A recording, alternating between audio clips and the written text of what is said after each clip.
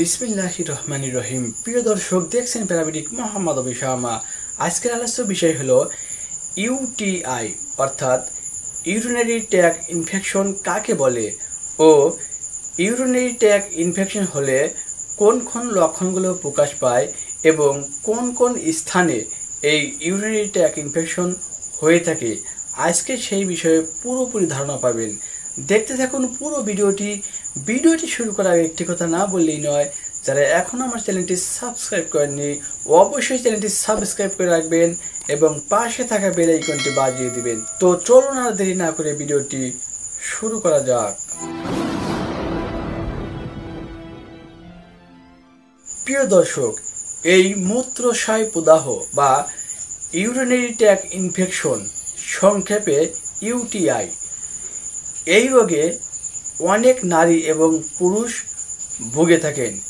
এটি একটি কমন রোগ। তো দর্শক, এই রোগের মূল কারণ হলো স্ট্রেপ্টোকক্কাই, গোনোকক্কাই ও বি কোলাই প্রভৃতি জীবাণুর দ্বারা এই ইউটিআই হয়ে থাকে।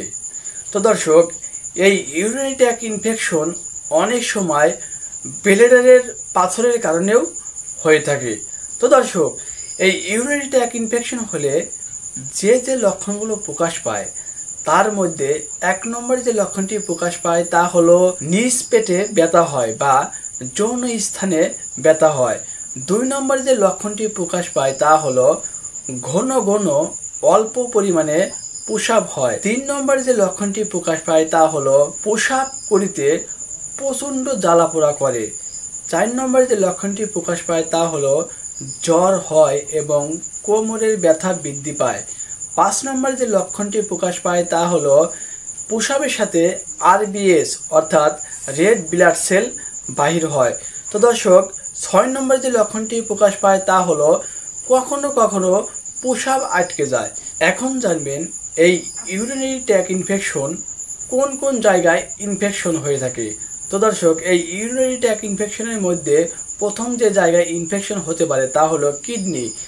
দুই নম্বর যে জায়গায় ইনফেকশন হতে পারে তা হলো ইউরেটার। তিন নম্বর যে স্থানে ইনফেকশন হতে পারে তা হলো ইউরিনারি ব্লাডার। চার নম্বর যে স্থানটিতে ইনফেকশন হতে পারে তা হলো ইউরেথ্রা। তো দর্শক, এই ইউরিনারি ট্র্যাক্ট ইনফেকশন হলে আপনারা প্রাথমিকভাবে যে মেডিসিনগুলো সেবন করতে পারেন তার মধ্যে প্রথম যে মেডিসিনটি আপনারা সেবন করেন তা হলো সেফোরোক্সিম প্লাস ক্লাবনিক অ্যাসিড গ্রুপের ওষুধ। দুই নম্বর যে ওষুধটি আপনারা সেবন করবেন তা হলো ইউরোম্যাক্স ডি। তিন নম্বর যে মেডিসিনটি আপনারা সেবন করবেন তা হলো একটি গ্যাসের ওষুধ।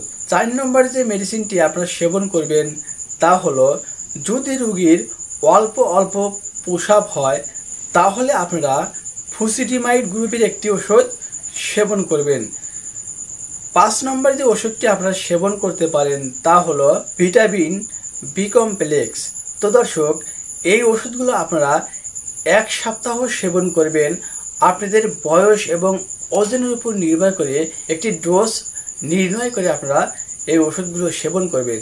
তাহলে ইনশাআল্লাহ এই প্রস্রাবে ইনফেকশন অর্থাৎ ইউটিআই রোগ থেকে আপনারা রক্ষা পাবেন। তো দর্শক, ভিডিওটি কেমন লেগেছে তা জানতে অবশ্যই লাইক করবেন, আর কোন বিষয়ে ভিডিও পেতে চান তা জানতে অবশ্যই কমেন্ট করবেন। সবাই সুস্থ থাকবেন, ভালো থাকবেন, খুদা হাফেজ।